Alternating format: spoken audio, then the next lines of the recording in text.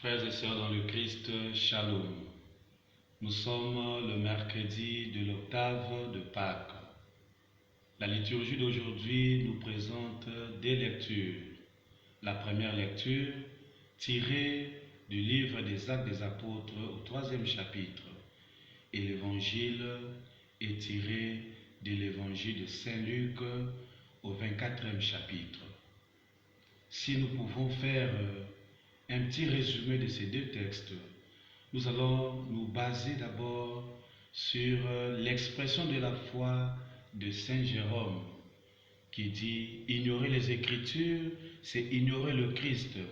Et ignorer le Christ, c'est ignorer les Écritures. » Et si nous pouvons encore tenter de faire sortir un thème qui découle de ces deux textes, nous pouvons dire « L'hospitalité est signe de bénédiction. » L'hospitalité nous offre la bénédiction, car à travers l'hospitalité, nous pouvons recevoir Dieu lui-même au sein de notre vie, au sein de notre foyer.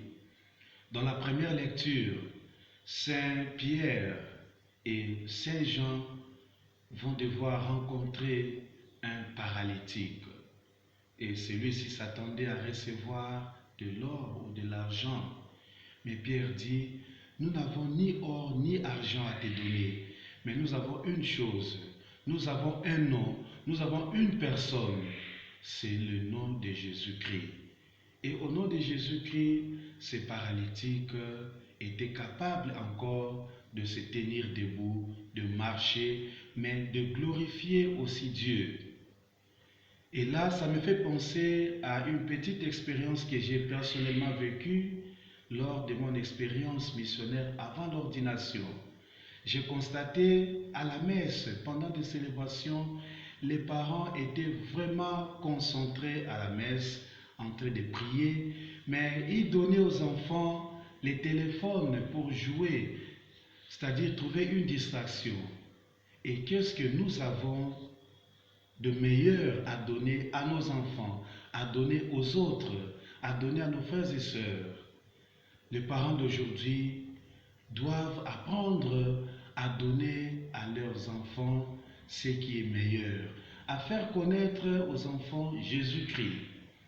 Et dans l'Évangile, nous constatons que ces deux disciples, malgré les temps qu'ils ont vécu avec le Maître, mais ils n'ont pas pu découvrir qui est réellement Jésus. Ils ont peut-être oublié la réponse de Pierre lorsque Jésus disait aux disciples, « Pour vous, qui suis-je » Voilà, ils décrivent Jésus comme un grand prophète, oubliant la relation qu'ils avaient avec Jésus, la relation du Messie, de Sauveur. Et à nous aussi de nous questionner, quelle est notre relation avec Jésus? Nous pouvons être dans l'Église, nous pouvons être de l'Église sans connaître Jésus. Et nous avons besoin d'une relation profonde avec lui, rester avec lui sur la table, l'accueillir dans notre vie et l'écouter. Nous sommes stupéfaits de la patience de Jésus.